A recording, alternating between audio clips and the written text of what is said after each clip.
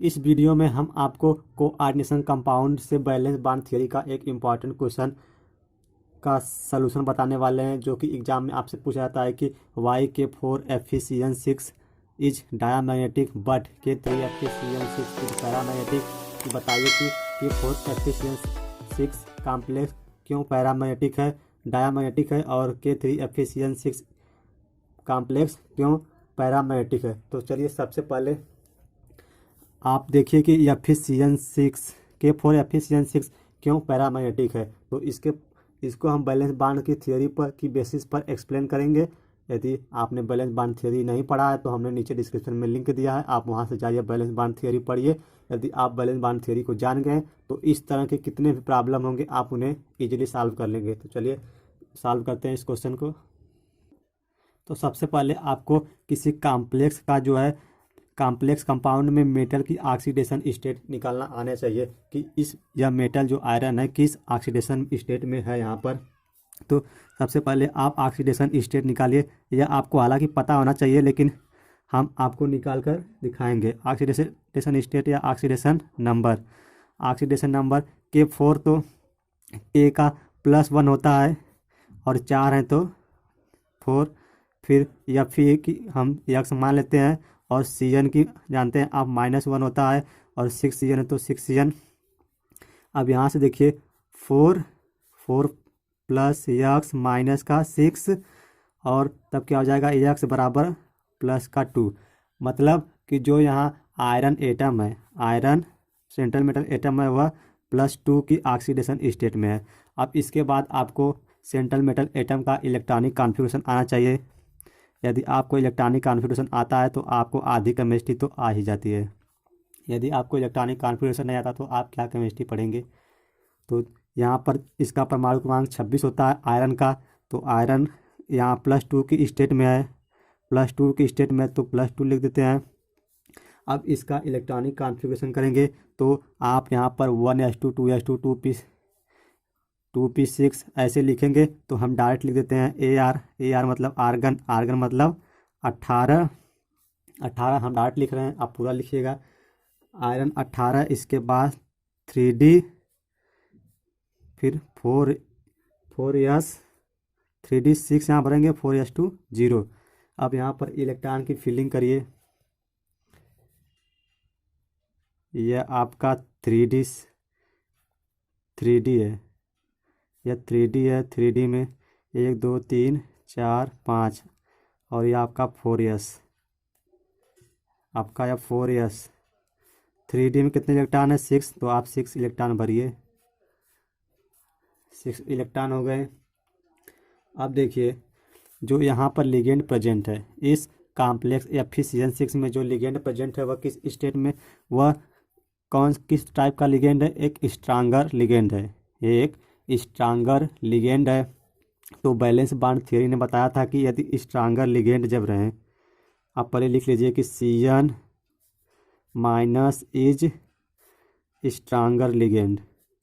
यदि आप लिखते हैं तो आपको बातें ज़्यादा समझ में आती हैं। Cn is stronger ligand, pairing take place, stronger, Cn is stronger ligand, stronger ligand.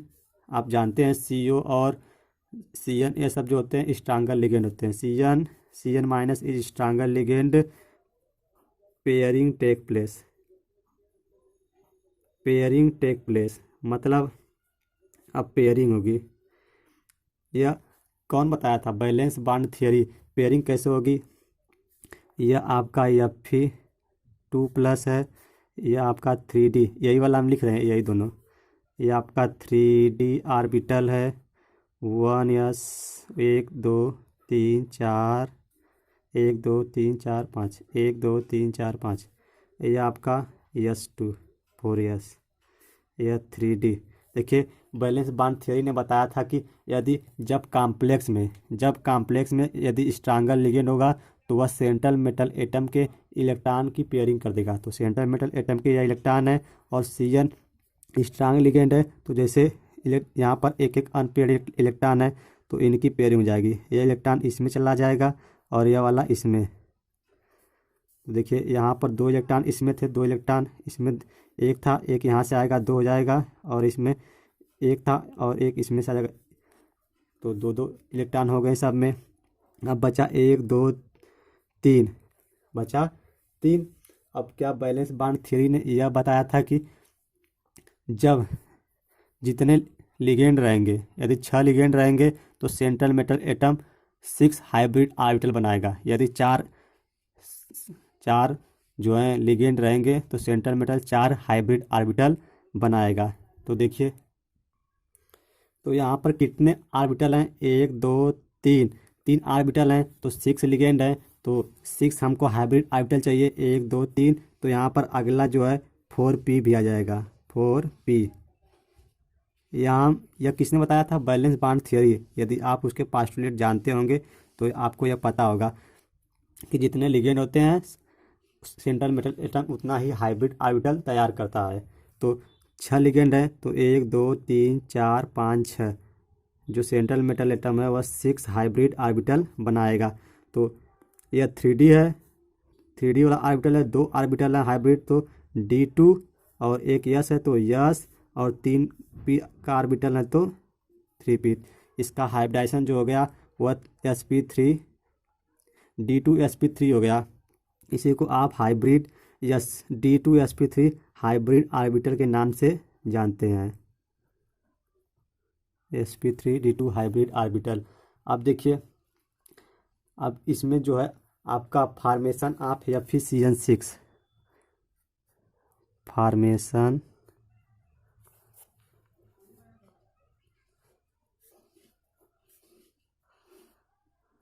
Fe6 कि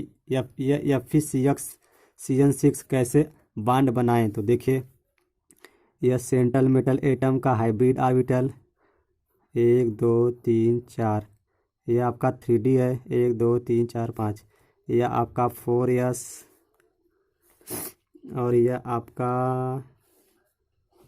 4p। इसमें 2 इलेक्ट्रॉन थे, ऊपर देखते जाइए। जो लिगेंड है वह क्या करता है, इलेक्ट्रॉन पेयर हमेशा डोनेट करता है। कौन डोनेट कर रहा है, Cn। आप चाहे तो इसको यहाँ पर दिखा दीजिए, और जब लिगेंड इलेक्ट्रॉन डोनेट करता है तो कोवैलेंट बॉन्ड बनता है। इसी तरह आप सब में दिखा दीजिए।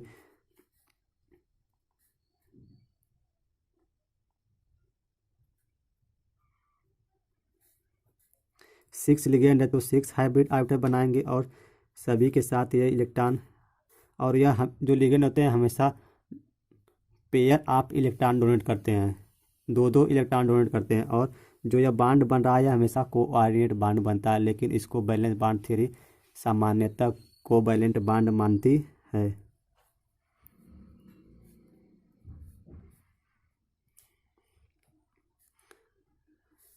इसी को कहते हैं sp_D2। देखिए यहाँ पर एक है, यहाँ पर 2 रहेगा, यह नहीं रहेगा। 2D में Cn है तो D2, और एक यस में तो एक, और 3 इसमें तो D2 sp3 हाइब्रिडाइजेशन।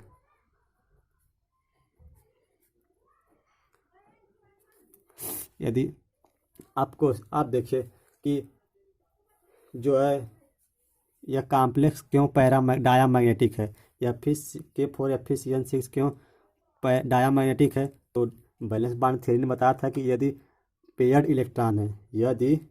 इलेक्ट्रॉन है तो उसमें जो वह कॉम्प्लेक्स होगा वह डायामैग्नेटिक होगा, और यदि अनपेयर्ड इलेक्ट्रॉन है तो वह पैरामैग्नेटिक होगा। तो देखिए यहाँ पर क्या 2 इलेक्ट्रॉन दोनों इस तीनों में है, किसी में एक इलेक्ट्रॉन है नहीं, सब में 2 इलेक्ट्रॉन है, मतलब अनपेयर्ड इलेक्ट्रॉन नहीं है, इसलिए यह कॉम्प्लेक्स जो है डायामैग्नेटिक है। तो आप लिख सकते हैं कि Ke4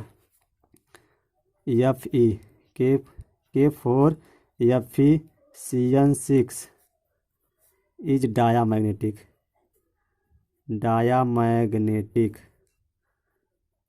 ड्यू टू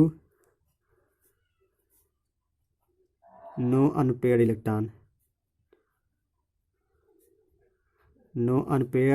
इलेक्ट्रॉन। यदि आपको इसका स्ट्रक्चर बनाना हो तब कैसे बनाएंगे, देखिए 6 लिगेंड है और एक आयरन है, तो आप कैसे बनाएंगे, एक यहाँ पर CN, एक यहाँ पर CN, चारों तरफ एक एक CN लगा देंगे। इसकी जियोमेट्री हम बता रहे हैं आपको। 4 लिगेंड हो गए, एक ऊपर कर दीजिए और एक नीचे। यह आपका इसकी जो ज्योमेट्री होती है वह आक्टाहेड्रल। चलिए अब दूसरा जो आपका क्वेश्चन है वह कि K3Fe6 इज क्यों पैरामैग्नेटिक है। चलिए देखिए कि K3Fe6 क्यों पैरामैग्नेटिक है। तो आपको हमने बताया कि सबसे पहले आपको ऑक्सीडेशन नंबर निकालना आना चाहिए सेंट्रल मेटल एटम का। तो ऑक्सीडेशन स्टेट कैसे निकाल लेंगे, पोटेशियम का K का 1+ होता है तो 4 है तो 4 गुणे, और आयरन का निकालना है सेंट्रल मेटल एटम का तो इसका x मान लेते हैं, और CN का -1 होता है, 6 है तो 6 लिख लीजिए, और यहाँ पर 1 का मल्टीप्लाई फॉर्म में करेंगे तो 4 प्लस x है तो x, यहाँ पर -6 आ जाएगा। सॉरी देखिए यहाँ पर 3 जो है पोटेशियम है तो यहाँ पर 3 रहेगा, पोटेशियम 3, यहाँ पर 3 रहेगा, और जो फाइनली x की वैल्यू आ जाएगी 3 में से आप 6 को घटा देंगे तो प्लस का 3 आएगा। मतलब जो यहाँ सेंट्रल मेटल एटम है वह Fe3+ की ऑक्सीडेशन स्टेट में है।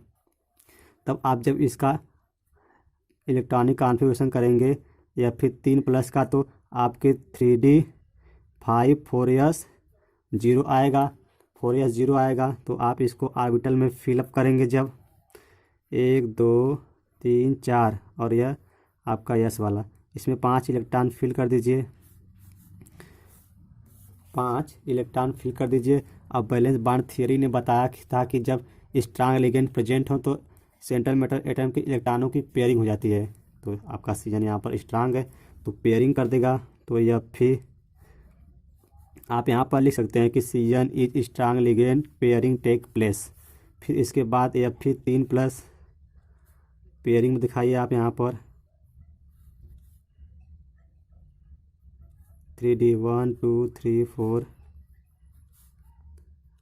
देखिए यह वाला इलेक्ट्रॉन इसमें चला जाएगा और यह वाला इसमें, और एक बच जाएगा। तो यहाँ पर पेयरिंग हो रही है, एक बच गया।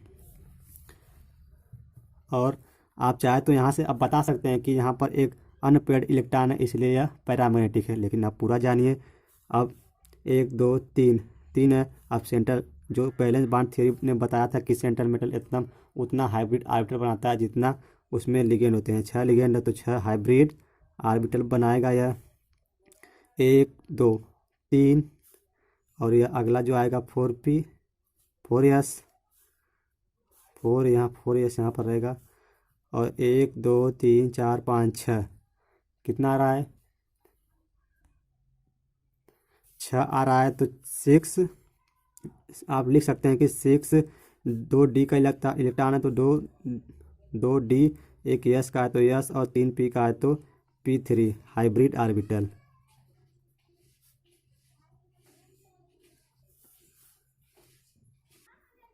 अब इसके बाद आप Fe6 इसको या कैसे मेटल और लिगेंड के बीच बॉन्ड बना, देखिए यह आपका सेंट्रल मेटल एटम का हाइब्रिड ऑर्बिटल है। 1 2 3 4, यह यस का है और यह 3p का है, और 2 आपके भरे हुए हैं, एक अनपेयर्ड इलेक्ट्रॉन है आपका सेंट्रल मेटल एटम का, यह हाइब्रिड ऑर्बिटल है, यह 3d का है, यह 4s का, और यह 4p का। जो लिगेंड है CN- लिगेंड, वह हमने बताया कि हमेशा पेयर ऑफ इलेक्ट्रॉन डोनेट करता है, तो इसके साथ कोऑर्डिनेट बॉन्ड बनता है। लेकिन बैलेंस बॉन्ड थियरी इसे मानती है कि यह जो आप सब में ऐसे ही भर देंगे, यह बैलेंस बॉन्ड थियरी ने बताया था। यह आपका D2sp3, D इसलिए पहले लिख रहे हैं क्योंकि सबसे पहले हमने D का ऑर्बिटल यूज़ किया है, इसलिए पहले D लिखते हैं। फिर यस है तो यस, फिर 3p का है तो 3p ऑर्बिटल, यह sp3 हाइब्रिडाइजेशन हो गया,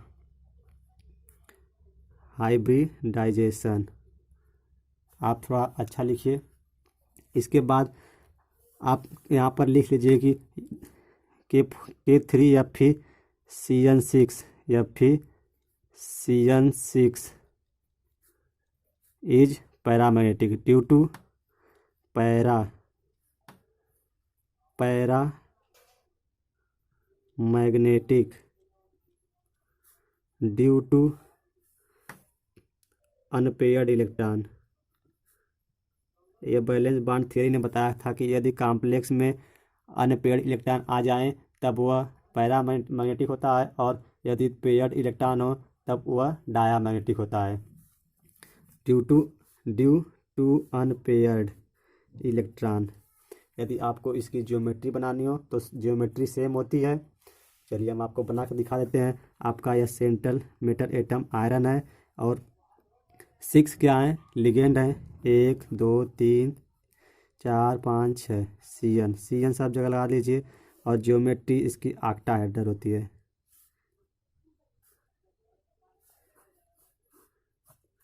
ज्योमेट्री ऑक्टाहेड्रल लिख लीजिए। सो फ्रेंड्स, यदि आपको ये वीडियो पसंद आया हो तो आप एक बार लाइक कर दीजिए, और चैनल पर नए चैनल को सब्सक्राइब कर लीजिए, ताकि ऐसी वीडियो आपसे लगातार आपको मिलती रहे। Thank you.